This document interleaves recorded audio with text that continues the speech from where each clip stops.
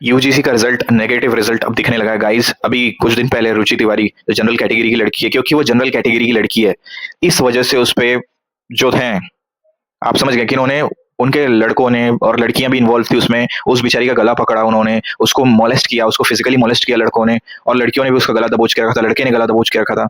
तो ये जो यूजीसी का जो नियम आया है ना, वो विभाजनकारी है, वो इस देश को बांट के रख देगा।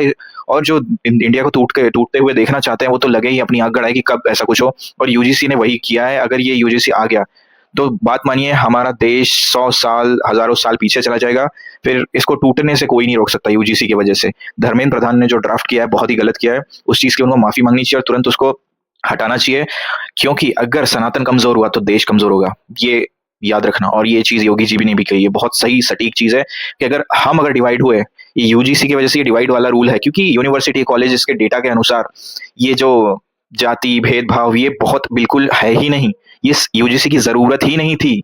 मैं भी खुद कॉलेज में पढ़ा हूँ, हमने कभी ऐसा कुछ भेदभाव एक दूसरे में नहीं किया। हमारे सब दोस्त हैं, अभी कभी ये चीज तो आती ही नहीं कि तू कौन सी जात का है, मैं कौन सी जात का हूँ। ये तो फालतूपना है, इन्होंने बस एक लाया है। और इसके पीछे इनकी ये मंशा थी कि यूपी से योगी जी को हटाना है। ये यूजीसी वहाँ का कानून होगा, हिंदू बटेंगे और योगी जी हटेंगे, ऐसा इनका प्लान था। लेकिन ऐसा नहीं होगा।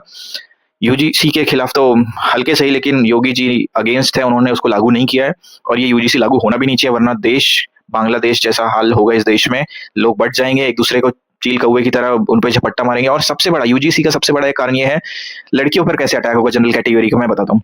अगर कोई लड़का जो उसको जनरल कैटेगरी की लड़की पसंद है, तो वो उसको जाके अगर प्रपोज किया, उसने अगर मना किया, तो वो मना करा और उधर इसने जाके वो लड़की के खिलाफ रिपोर्ट किया। और लड़कों को कैसे हरास करेंगे, अगर उसके अच्छे नंबर आ रहे हैं, मेरिट में जा रहा है, तो उससे जेलेसी होगी, उसकी जाके रिपोर्ट किया।